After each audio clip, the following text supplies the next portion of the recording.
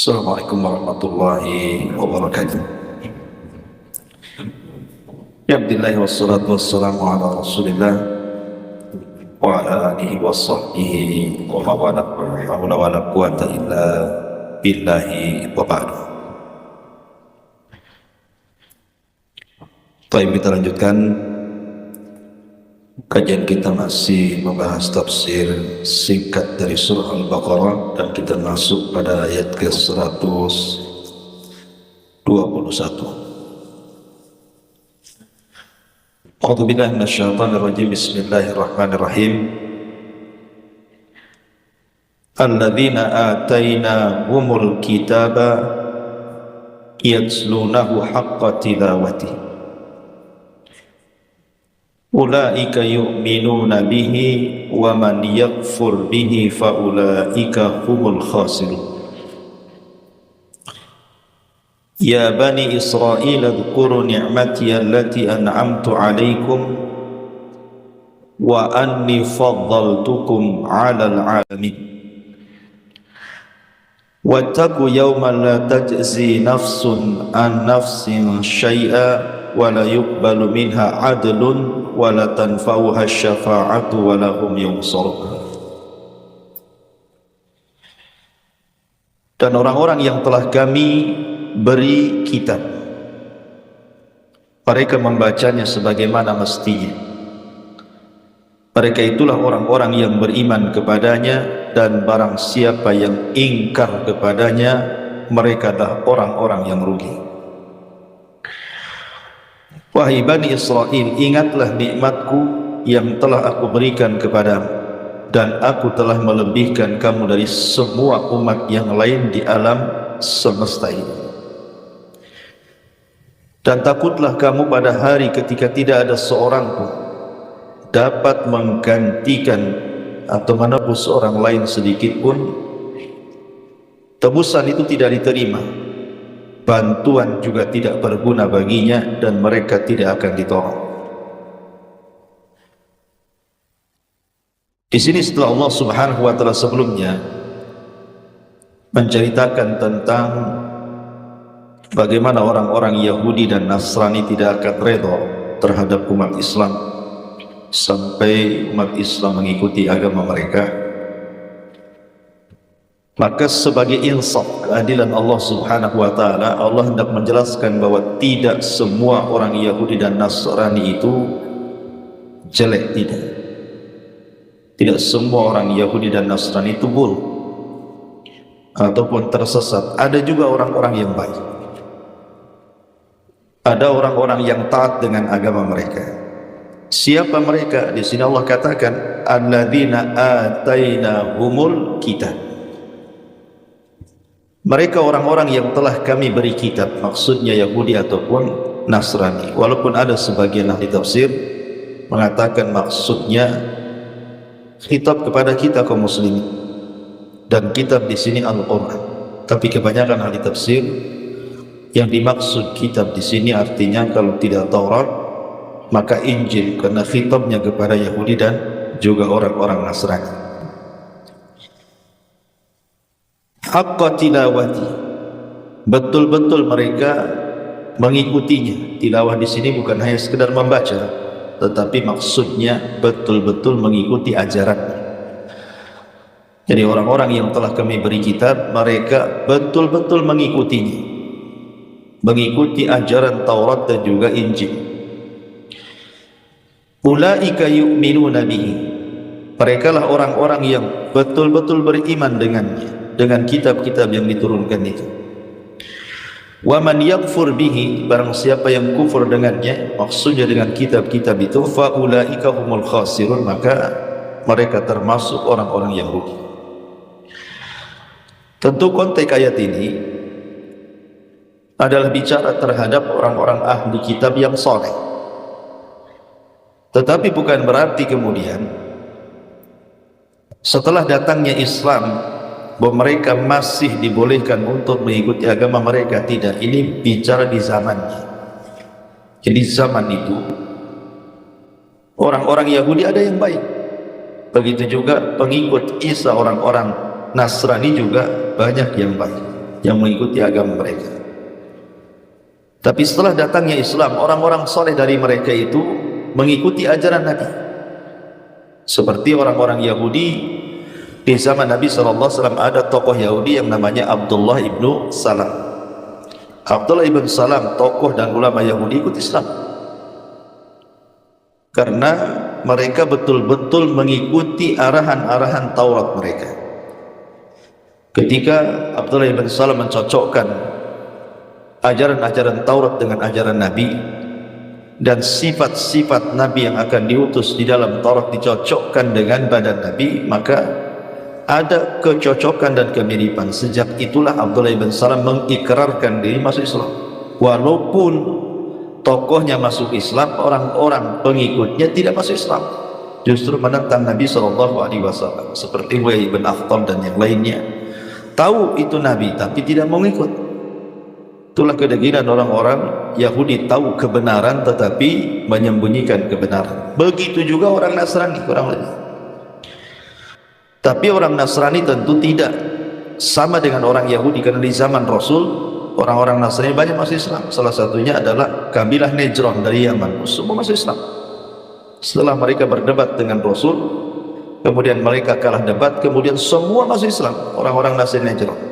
Bahkan bukan hanya satu, bukan ratusan, ribuan orang-orang Nasrani di zaman itu masuk Islam.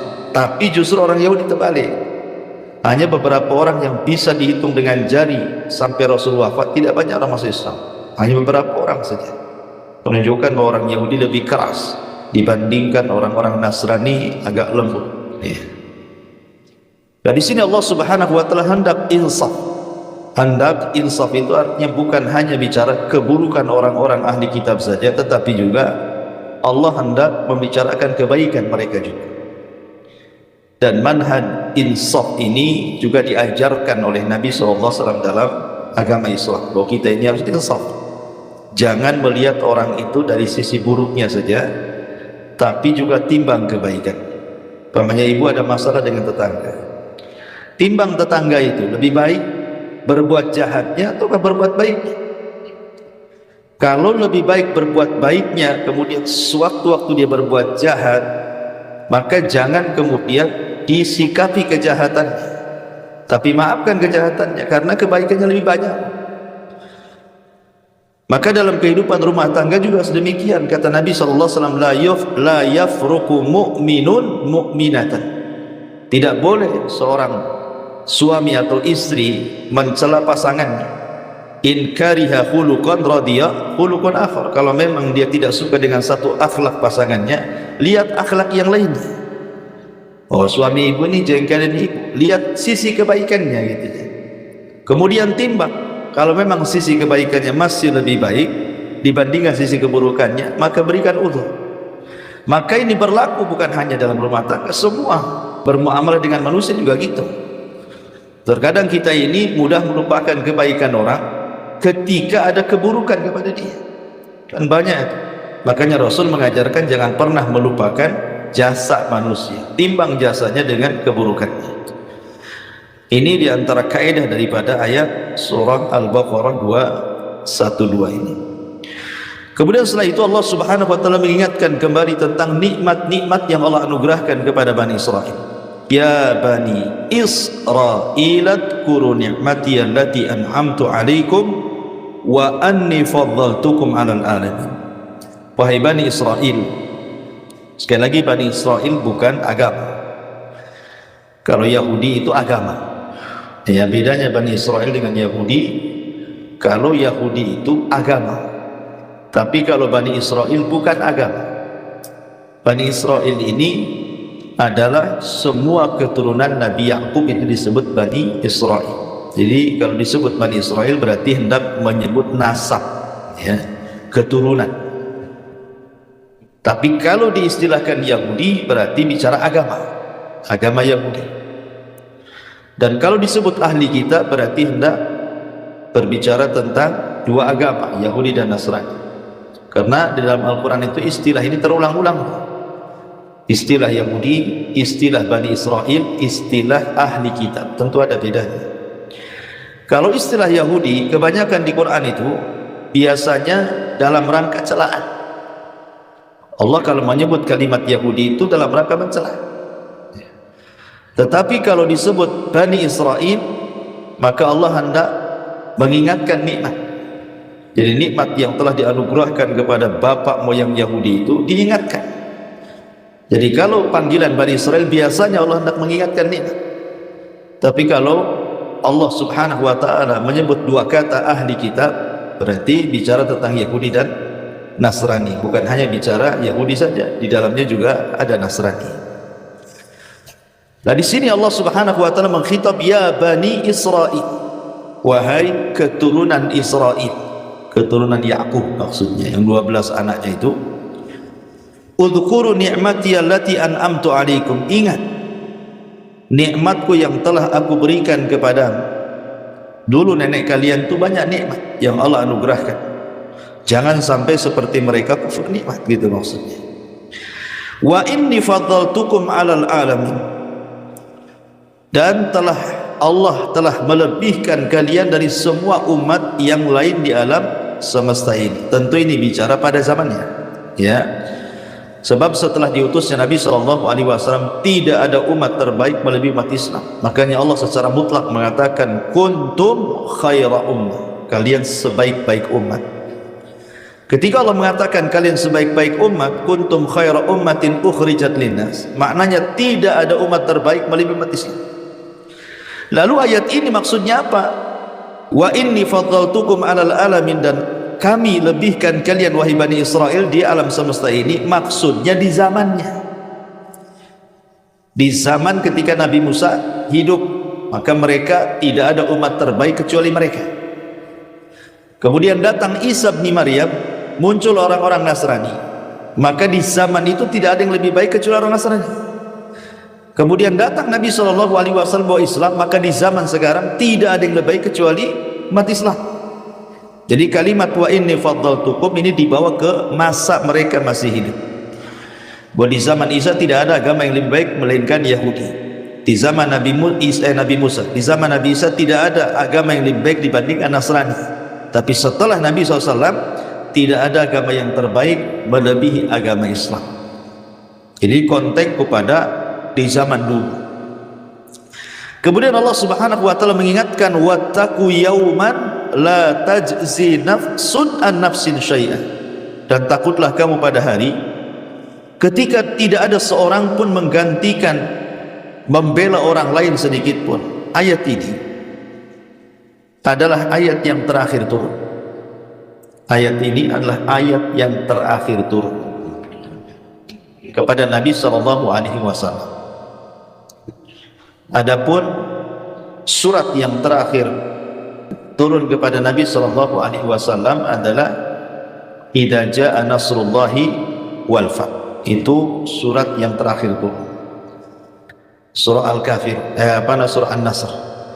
Tetapi kalau ayat yang terakhir turun ini, ayat ini, walaupun ada sebagian ulama mengatakan ayat yang terakhir turun surah Al-Maidah ayat 3, al-yauma akmaltu lakum dinakum wa atmamtu alaikum nikmati wa raditu lakumul islam dinan. Tapi pendapat yang kuat, inilah ayat yang terakhir turun. Wattaqu yauman, takutlah akan sebuah hari, la tajzi nafsun an nafsin syai'an, bahwa tidak seorang pun dapat menggantikan orang lain sedikit pun. Artinya memberikan pembelaan. Tidak ada yang bisa memberikan pembelaan kelak pada hari kiamat. Wala yuqbalu minha adlun, bahkan tebusan apapun tidak bisa menebusnya. Wala tanfa'u syafa'atun, syafaat apapun tidak ada guna padanya. Wala hum yunsarun, dan mereka tidak akan ditolong. Konteks ayat ini bicara tentang orang-orang kafir. Ingat, ini bicara tentang orang-orang kafir. Kenapa demikian? Karena di banyak ayat Allah subhanahu wa ta'ala mengatakan, seperti Allah mengatakan dalam surah Al-Ma'idah ayat 41, Allah mengatakan innal ladzina kafaru law anna lahum ma fil ardi jami'an wa mithlahu ma'a liyaftadu bihi min adzabi yaumil qiyamah ma tuqabbila minhum wa lahum adzabun alim. Sesungguhnya orang-orang kafir, Sekiranya mereka mempunyai apa yang ada di bumi ini seluruhnya, anggap saja bumi ini milik dia, dan mempunyai yang sebanyak itu pula, ataupun mungkin ditambah lagi 2 bumi, ditambah lagi 3 bumi. Untuk apa? Untuk menebus diri mereka dari azab hari kiamat. Niscaya tebusan itu tidak akan diterima dari mereka, dan mereka memperoleh azab yang pedih. Artinya kalau orang-orang kafir membawa harta mereka, walaupun 1 bumi harta mereka, atau ditambah dengan bumi yang lain, untuk menebus bahwa mereka ingin diselamatkan dari api neraka, tidak ada guna tebusan itu.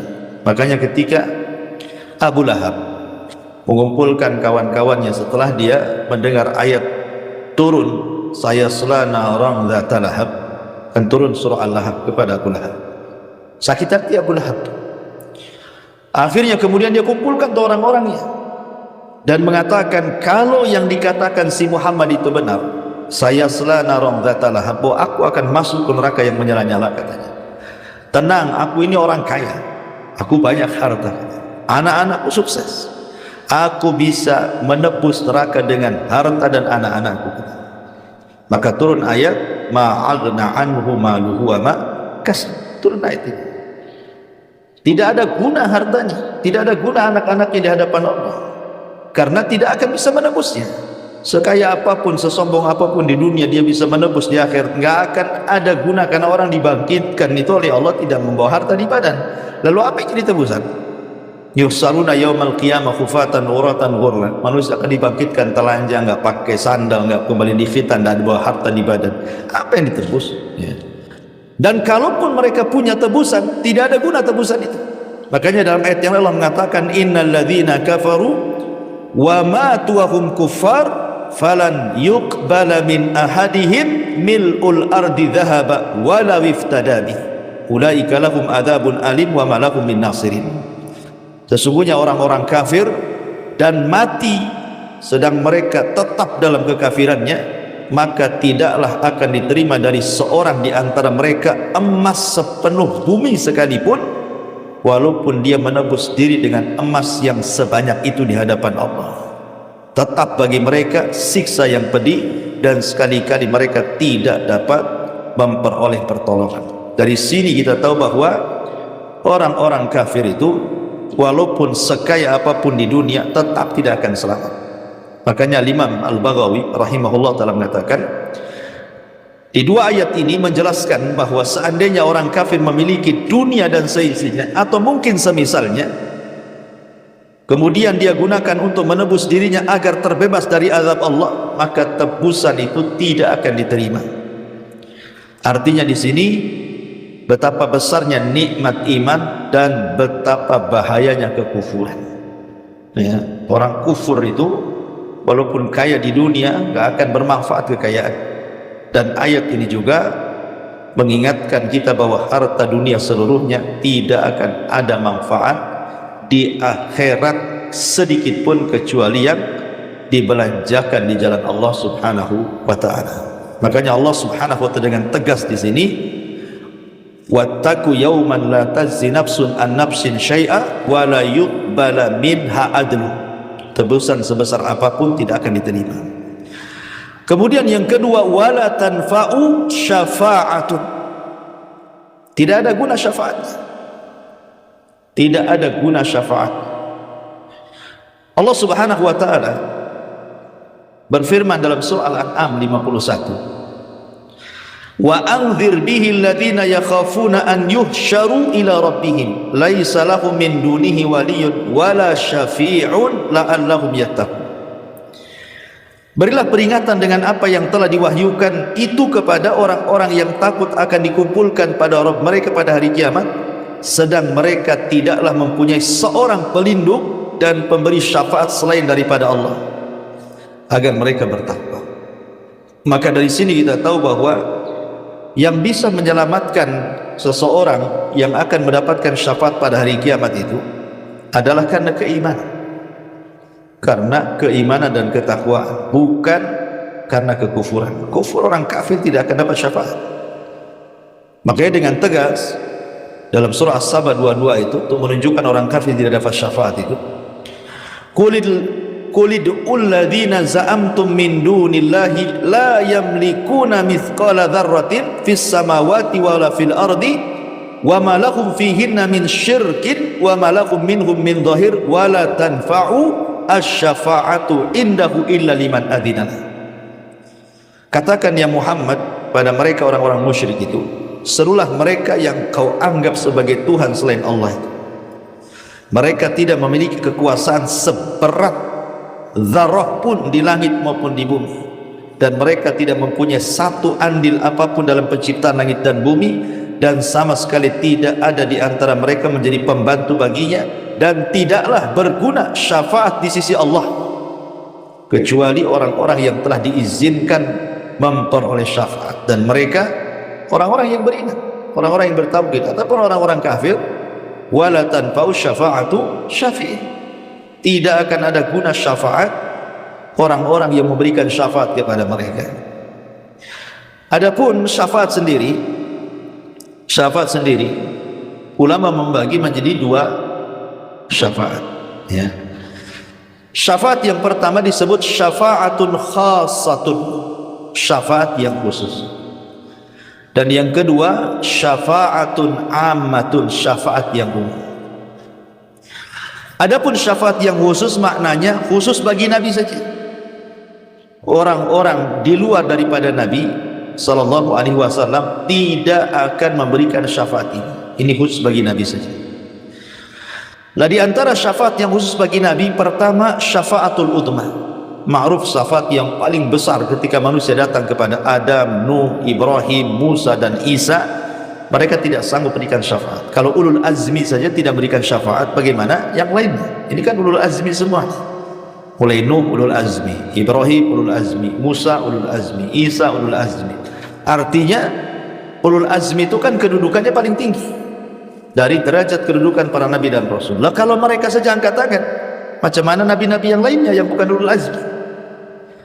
Tetapi dengan izin Allah subhanahu wa ta'ala, dari ulul azmi itu hanyalah nabi kita yang mampu memberikan syafaat. Akhirnya nabi pun datang kepada Allah, kemudian sujud dengan sujud yang lama, kemudian Allah datang dan mengatakan, irfa ra'saka ya Muhammad, sal tu'ta qul tusma ishfa tushaffa.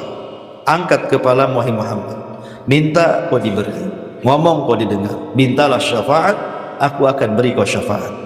Ini disebut syafaatul udhma, hanya khusus bagi Nabi saja. Semua para Nabi angkat tangan. Yang kedua, syafaat kepada orang-orang yang setara antara kebaikan dan keburukannya. Ini disebut ashabul a'raf nama. Makanya dalam Al-Quran itu ada namanya suratul a'raf, surah Al-A'raf.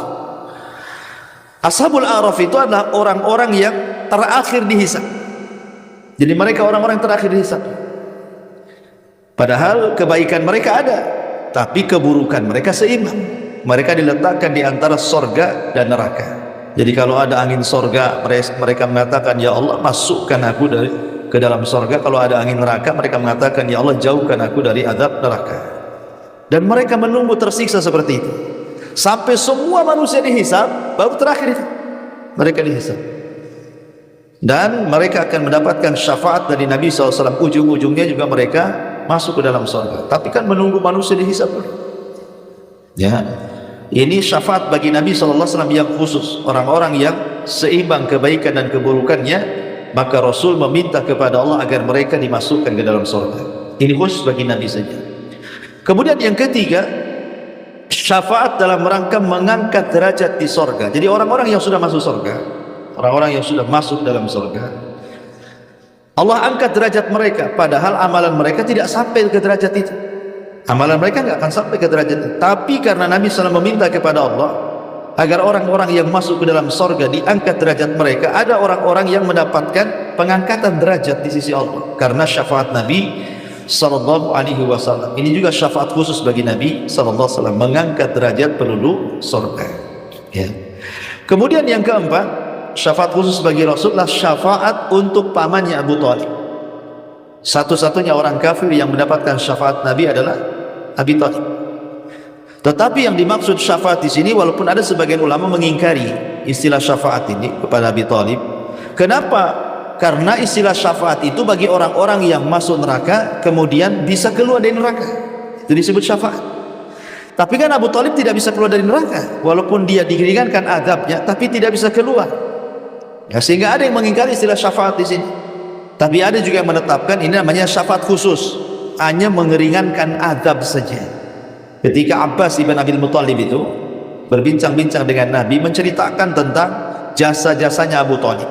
Jadi Abbas ini bercerita, ya Rasulullah, apakah pamanmu Abu Thalib itu yang sudah memperjuangkan Islam bersamamu, tapi dia tidak masuk Islam, apakah manfaat kelak pada hari kiamat? Kata Rasulnya, harusnya Abu Thalib itu berada di gelombang api neraka dan berada di intip api neraka, tetapi aku meminta kepada Allah agar Abu Thalib diletakkan di neraka yang paling ringan, maka Allah letakkan di sandal neraka. Jadi nerakanya sampai tumit saja, tetapi itu sudah mendidikan kepalanya, kata Nabi. Dari sini menunjukkan bahwa satu-satunya orang kafir yang dapat syafaat adalah Abu Thalib, dan ini syafaat khusus. Ya, ini yang kelima. Yang keenam, syafaat khusus juga adalah syafaat kepada seluruh orang-orang yang sudah divonis masuk surga. Mereka tidak bisa masuk surga. Orang ini tidak mungkin masuk neraka. Bahkan mereka sudah di pintu surga pun sekalipun, mereka sudah di pintu surga, tinggal masuk saja, tapi kan tidak bisa masuk mereka. Kenapa? Karena tidak ada yang mampu membuka pintu surga kecuali Nabi. Semua para nabi berusaha mengetuk pintu surga, tidak ada yang dibuka kecuali Nabi SAW. Makanya Rasul mengatakan, ana awal man aftatihu babal jannah, seolah orang yang pertama kali membuka pintu surga. Ketika Rasul kemudian mengetuk pintu surga dan mengucapkan salam, kemudian malaikat Ridwan mengatakan, man, siapa anda? Maka Rasul mengatakan, ana Muhammad ibn Abdillah. Maka malaikat Ridwan mengatakan, bika umirtu alla aftah li ahadin qabla, karenamu ya Muhammad, Allah melarang untuk membuka pintu ini kecuali kau yang minta. Maka dibukalah pintu surga, dari situlah orang bisa masuk surga. Ini juga syafaat khusus bagi Nabi sallallahu alaihi wasallam yang tidak diberikan kepada yang lainnya. Orang-orang yang sudah divonis masuk surga tidak bisa masuk surga karena Rasul yang membukanya. Ini diantara syafaat-syafaat khusus. Tapi di sana ada syafaat umum. Ya, semua orang bisa memberikan syafaat, bukan hanya Nabi. Ya, para malaikat juga memberikan syafaat. Para nabi semua dari Adam sampai Rasul kita yang terakhir juga memberikan syafaat. Termasuk orang-orang yang beriman, mereka juga berhak mendapatkan atau memberikan syafaat atas izin Allah Subhanahu wa ta'ala. Nah, di antaranya ulama membahas tentang siapa orang-orang yang memberikan syafaat itu. Ya. Pertama para malaikat. Dan itu dijelaskan di dalam Al-Quranul Karim, tepat pada amanah, wa kam min malakin fis samawati la tughni syafa'atuhum syai'a illa min ba'di an ya'dana Allah liman yasha' wa yarda. Berapa banyak malaikat di langit yang tidak ada guna syafaat mereka sedikit pun kecuali setelah Allah izinkan. Berarti setelah Allah izinkan mereka bisa memberikan syafaat. Nah, dari sini menunjukkan bahwa para malaikat memberikan syafaat di sini. Kemudian juga dalil tentang para nabi dan orang-orang saleh memberikan syafaat berdasarkan hadis. Nabi SAW mengatakan, yaqulullahu azza wa jalla, Allah berfirman dalam hadis qudsi, syafa'atil malaikatu wa syafa'an nabiyuna wa syafa'al mu'minuna wa lam yabqa illa arhamur rahim. Nanti pada hari kiamat para malaikat memberikan syafaat, para nabi memberikan syafaat, dan orang-orang yang beriman memberikan syafaat. Dan ketika tidak ada lagi yang memberikan syafaat, maka mereka hanya bisa diselamatkan dengan rahmat Allah Subhanahu wa ta'ala, illa arhamur rahim. Jadi orang-orang yang di neraka itu, mereka menunggu syafaat, tapi syafaat sudah tidak ada, karena para malaikat sudah memberikan syafaat. Kemudian para nabi berikan syafaat, orang-orang yang beriman berikan syafaat, tapi masih ada orang-orang yang tersisa di neraka, sementara mereka memiliki iman walaupun sebiji zarah itu dalam hatinya. Bagaimana mereka diselamatkan oleh Allah dari api neraka? Ketika tidak ada syafaat, berarti hanya satu kesempatan mereka bisa keluar dari neraka, menunggu rahmat dari Allah.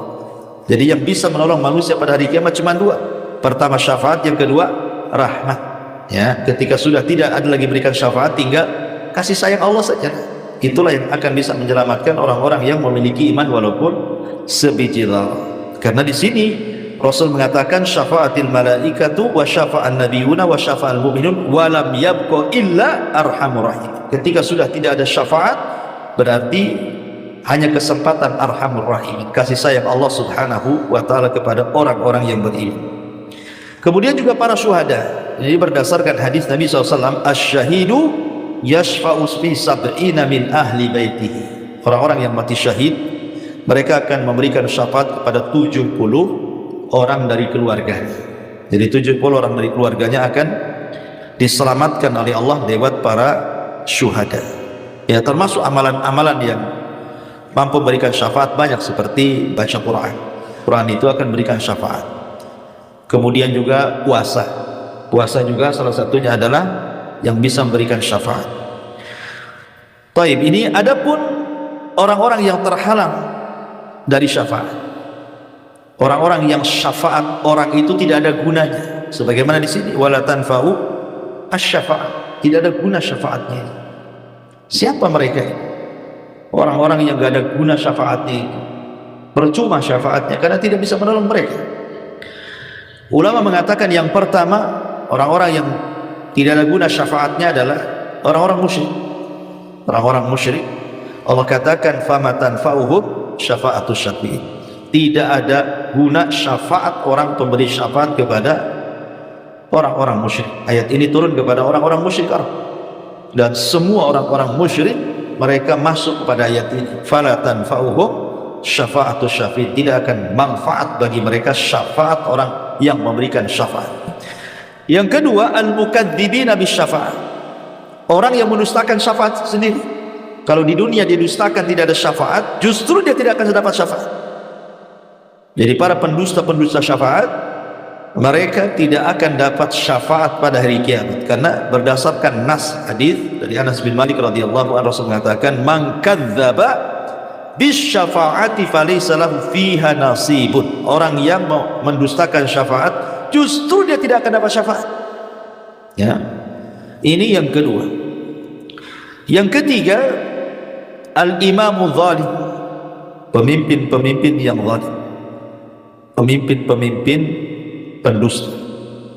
Berdasarkan hadis Nabi SAW, sinfani min ummati lan tanalahuma syafa'ati yaumil qiyamah. Ada dua kelompok nanti pada hari kiamat tidak akan dapat syafaat dariku pada hari kiamat. Rasulullah SAW mengatakan ada di antara dua umatku, sinfani, dua kelompok, syafaatku tidak ada guna kepada mereka. Mereka tidak akan dapat syafaatku pada hari kiamat. Wahuma, dan keduanya, pertama imamun zalum, imam yang zalim, pemimpin yang zalim.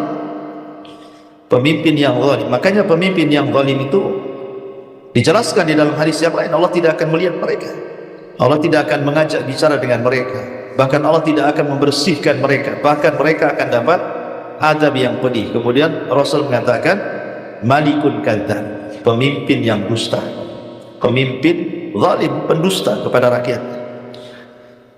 Makanya kalau pemimpin itu adil, maka dia akan dapat amal jariyah, kan itu ya. Sebagaimana ketika Rasul menyurati raja-raja di zamannya. Lihat raja Rasul kepada Herakli, isinya apa? Herakli, kalau kau masuk Islam kau akan selamat, tapi kalau tidak engkau akan menanggung dosa umatmu Arisin. Arisin itu umatnya Herakli, Romawi.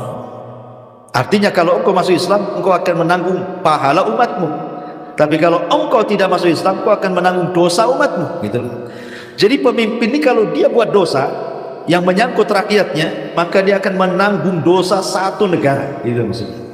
Tapi kalau dia berbuat baik, maka dia akan menanggung kebaikan satu negara. Wajar kalau pamannya pemimpin itu diletakkan di urutan pertama ketika Rasul mengatakan sab'atun yudhilluhumullahu fi dhillihi yauma la dhilla illa dhilluh. Ada 7 kelompok yang akan mendapatkan naungan di hari yang tidak ada naungan kecuali naungan Allah. Salah satunya yang pertama disebut Rasul apa? Imamun adil, imam yang adil diletakkan pertama, imam yang adil. Karena kalau dia berbuat baik maka dia dapat pahala jariyah, tapi kalau dia buat jahat maka dia akan dapat dosa jariyah. Sampai mati pun dikutuk orang, walaupun sudah mati itu, maka akan dikenang orang tuh, jejak digitalnya akan disebut-sebut orang kezaliman. Makanya bahaya, makanya mereka itu tidak akan dapat syafaat pada hari kiamat. Kemudian yang kedua dalam hadis ini, selain imamun dzalum, imam yang pendusta, adalah wa kullu ghalin marikin, setiap orang yang ekstrim melampaui batas di dalam beragama sampai mereka keluar dari Islam, seperti orang-orang Khawarij. Ya, Nabi SAW mengatakan mereka membaca Quran tidak sampai di tenggorokan, mereka melesat dari Islam seperti anak panah melesat dari busurnya.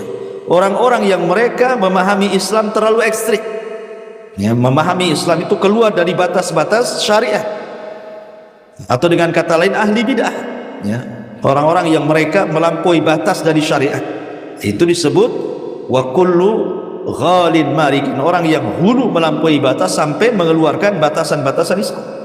Ya, maka ini juga tidak akan mendapatkan syafaat. Bahkan dengan tegas Nabi SAW ketika bicara tentang telaga, kemudian ada sekelompok orang yang diusir tidak minum dari telaga itu kan, kemudian Nabi mengatakan ummati itu umatku ya Rabb, biarkan mereka minum.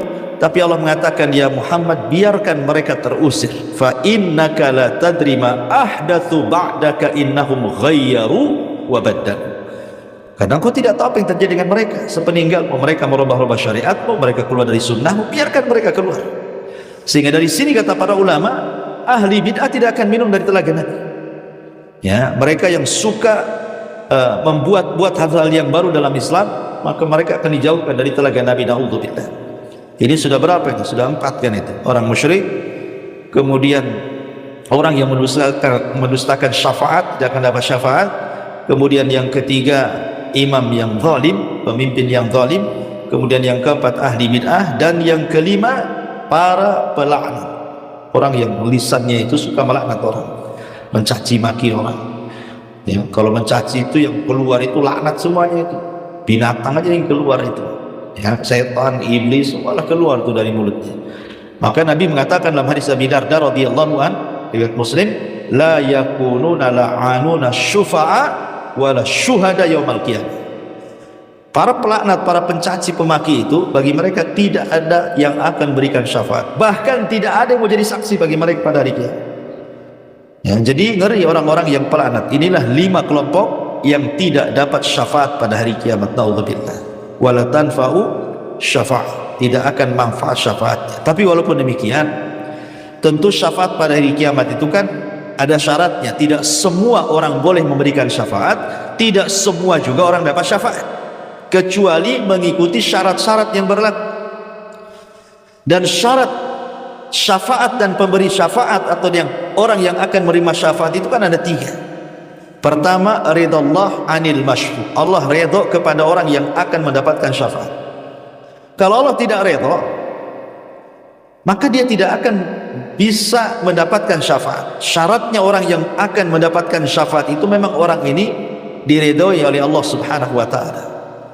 Sebutkan dalam sebuah hadis Nabi SAW dari Abi Hurairah radhiyallahu anhu, ketika Rasul SAW ditanya oleh Abu Hurairah tentang syafaat, kemudian Rasul mengatakan, tahukah engkau ya Abu Hurairah siapa manusia yang paling bahagia dengan syafaatku?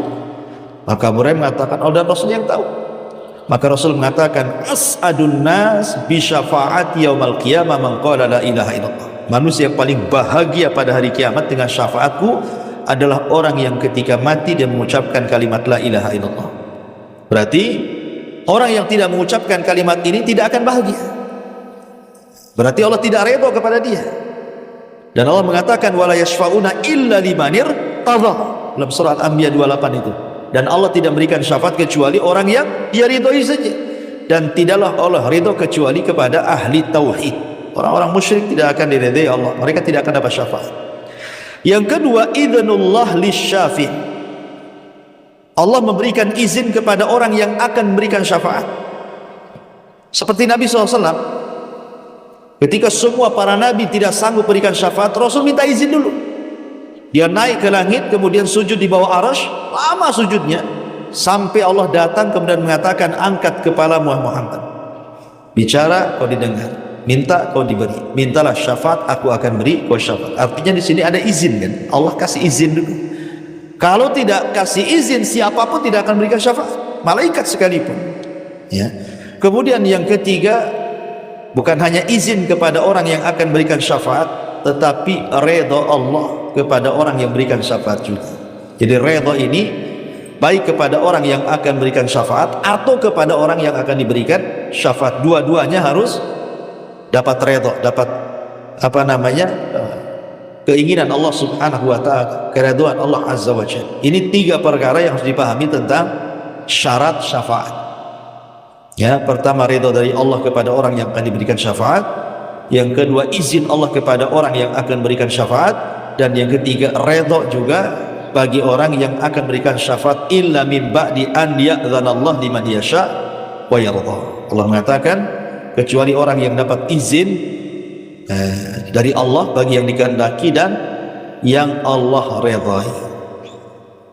Baik, ya. Ini diantara syurut asy-syafa'ah. Ma'asyiral muslimat yang dimuliakan Allah Subhanahu wa taala. Kemudian juga yang berkaitan dengan syafaat ini, ma'asyiral muslimat yang dimuliakan Allah Azza wa Jalla, bagaimana caranya atau apa sebab-sebab seseorang itu mendapatkan syafaat? Ya, asbab seseorang itu mendapatkan syafaat. Yang pertama tentu yang paling besar, ya, asbab mendapatkan syafaatlah tauhid. Adalah tauhid kepada Allah Subhanahu wa taala. Ini yang paling besar orang mendapatkan syafaat adalah tauhid. Kenapa? Karena ketika Nabi SAW memintakan ampun kepada pamannya Abu Talib, Rasul sedih itu ketika meninggal Abu Talib itu. Bagaimana tidak sedih? Selama sepanjang hayat Rasul tinggal di rumah Abu Talib dari kecil, boleh sampai diangkat jadi Nabi, sampai ditolong dakwah. Jadi ketika kematian itu betul-betul Rasul kehilangan. Makanya hari di mana meninggalnya Abu Talib disebut Amul Hazni, hari kesedihan. Sehingga ketika Abu Talib meninggal, Rasul terus berdoa kepada Allah untuk keselamatan pamannya Abu Talib. Tapi Allah turunkan surah At-Taubah ayat 113. Maka lin nabiyyi walladzina amanu an yastaghfiru lil musyrikin walau kanu ulil qurba. Tidak layak bagi seorang nabi ataupun orang-orang yang beriman memintakan ampun kepada Allah untuk orang-orang musyrik walaupun mereka kerabat dekat. Menunjukkan bahwa Allah nafikan di dunia kepada Rasul, tak boleh kau mintakan ampun kepada pamanmu Abu Talib, karena dia musyrik walaupun itu kerabat. Dari sini menunjukkan bahwa kenapa Abu Talib tidak bisa mendapatkan doa ampunan dari Nabi kepada Allah, karena alasannya karena dia syirik. Dia mati di atas kesyirikan. Berarti ini menunjukkan bahwa terhalangnya istighfar Nabi kepada Abu Talib karena kesyirikan. Maknanya kalau Abu Talib mati Islam, tentu akan diterima istighfarnya. Ya, dari sini menunjukkan sebab terbesar orang mendapatkan syafaat itu adalah at-tauhid. Ya. Kemudian yang kedua, qiraatul Quran, membaca Al-Quran. Allah Rasul mengatakan, iqra'ul Quran fa innahu ya'ti yaumal qiyamati syafi'an li ashabi. Bacalah Quran, karena nanti Quran pada hari kiamat akan datang membela para pembacanya. Jadi Quran itu akan datang kepada Allah membela para pembacanya. Dan sekarang tidak ada alasan orang tidak membaca Quran. Tidak ada alasan. Baik ibu sehat, ibu sakit, ibu suci, ibu haid, tidak ada alasan untuk tidak baca Quran. Karena sekarang sudah ada handphone. Ya. Dan di handphone itu ada aplikasi Quran. Ibu bisa baca ketika haid di Quran yang ada di handphone. Karena ibu tidak sedang memegang mushaf, ibu sedang memegang handphone. Jadi kalau ibu pegang itu handphone, umpamanya di layar sentuh kan, ini satu ayat sudah dibaca, naik lagi ke atas, ibu bukan sedang pegang mushaf, tapi ibu sedang menyentuh kaca handphone. Ya. Jadi kalau ibu lagi haid bisa baca Quran dengan cara apa? Dengan cara pegang handphone. Karena ibu sedang bukan pegang mushaf, itu handphone. Handphone bukan mushaf. Ulama mengatakan bahwa Al-Quran elektronik itu bukan Al-Quran mushaf. Ya, bukan. Kenapa demikian? Karena Quran yang ada di elektronik itu bisa muncul, bisa tenggelam. Ibu bisa pencet keluar Qurannya, ibu geser aplikasi lain, hilang dia pula, kan itu ya. Sehingga dia tidak dikatakan mushaf. Lain kalau mushaf ini ibu geser-geser ya itu aja kan, cemana mau berubah-berubah, itu aja digeser-geser, cuma kertasnya digini-gini akan hilang. Yang kedua, ibu bisa letakkan handphone di mana saja, tapi tidak boleh meletakkan mushaf di mana saja. Ya kan, kalau ibu kan letakkan handphone di mana saja kan, Bu. Kadang-kadang lupa, kadang-kadang dibawa ke kamar mandi pula kan itu. Kadang-kadang tidur dibawa balik bantal, kadang-kadang tidur atau ketiduran dibawa pantat pula kan itu. Ya, jadi kita meletakkan handphone suka-suka, tapi jangan suka-suka meletakkan mushaf, tidak boleh. Berarti dari sini menunjukkan bahwa mushaf elektronik itu bukan mushaf buku yang kita ma'ruf ya kan, mushaf Utsmani, dia bukan mushaf. Makanya tidak ada alasan ibu tidak baca Quran. Apa hujahnya lagi? Karena sudah ada handphone, orang haid bisa baca kan itu ya. Jadi nggak ada alasan. Makanya kenapa Pak di sini Allah mudahkan dengan adanya handphone ini, nikmat Allah besar, yang paling besar nikmat Allah itu adalah handphone ini sebenarnya. Tapi banyak yang kemudian nikmat yang Allah anugerahkan sebesar handphone ini justru malah memasukkan orang ke neraka pula, karena tidak pernah bersyukur dengan nikmat handphone ini. Kalau dulu ibu baca Quran paling di rumah, tidak mungkin lah mushaf ditenteng-tenteng. Tapi sekarang ibu tenteng handphone kemana-mana ya. Kalau ketinggalan saja balik tuh. Kalau mushaf ketinggalan ya sudah, memang malas, ketinggalan sengaja ditinggal, kalau dibawa. Kalau handphone kan tidak, pasti ditenteng tuh. Jadi ibu bisa baca Quran di mana saja jadinya kan. Bisa ibu sambil ngobrol di mata tetangga, bisa ibu sambil makan bakso gitu kan. Bisa kan tengok handphone, buka aplikasi Quran.